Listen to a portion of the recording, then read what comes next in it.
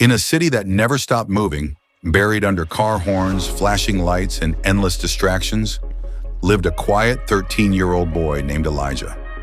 He wasn't the kind of kid you noticed. He sat in the back of every classroom, spoke only when called on, and walked with his head down.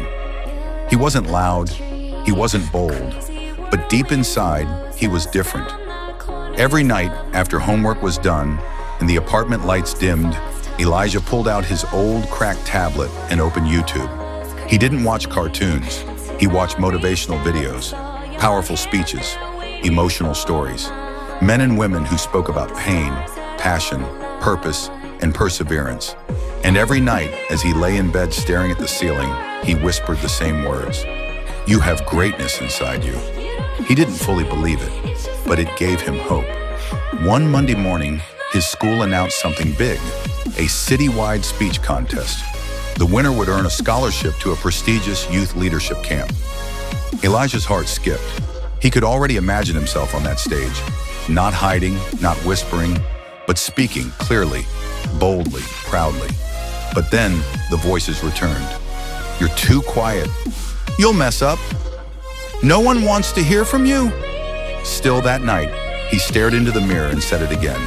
"You have greatness inside you." The next morning, hands trembling, Elijah signed up. At school, the response was harsh.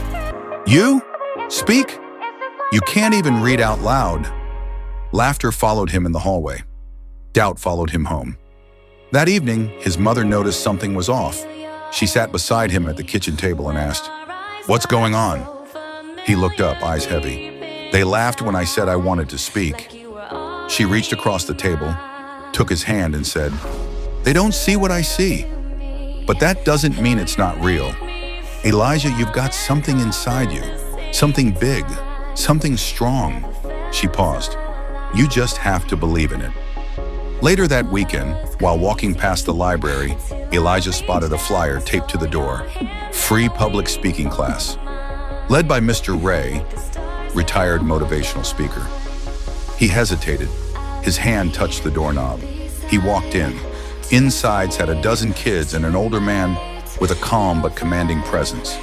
Mr. Ray looked at him. "You here to speak?" "I'm here to learn," Elijah said. "Good," Mr. Ray smiled. "Courage isn't about being fearless. It's about speaking even when your voice shakes." Week after week, Elijah stayed after school and practiced at the library. He learned to breathe deeply, to stand tall, to speak from the heart. "Don't copy anyone," Mr. Ray told him. "The power's already inside you. Your voice, your pain, your story. That's what makes people listen."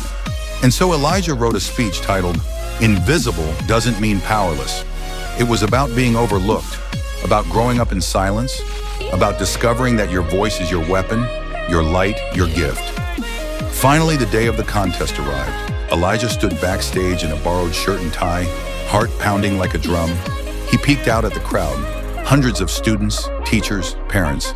He saw his mom in the front row, Mr. Ray standing proudly to the side. When his name was called, he stepped onto the stage.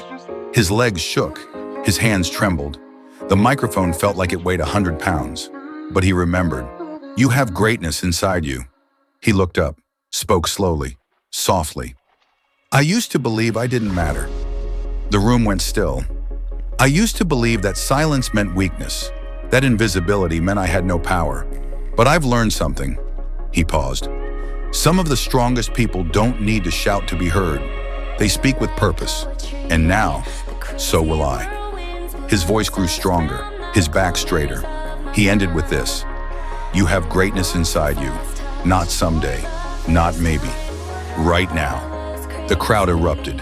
Elijah won that day, but not just the contest. He won confidence, vision, direction. At the leadership camp that summer, he made new friends. He shared his story. He listened to theirs. He realized he wasn't alone. That fall, he started a podcast called Voices from the Back Row, where quiet kids spoke loudly about real things. He gave speeches at schools, youth centers, churches. Kids who felt invisible suddenly felt seen. 5 years later, Elijah returned to that same auditorium, this time not as a contestant, but as the keynote speaker. He looked out at a room filled with nervous kids and proud parents. He smiled. 5 years ago, he began, I stood on this stage terrified. I thought no one wanted to hear me, but I found my voice, and it changed my life. He pointed to the crowd. You don't need to be perfect. You don't need to be popular. You don't need permission. You just need to believe in what's already inside you. He paused, then said it one more time. You have greatness inside you. Morale. Your greatness isn't out there in some faraway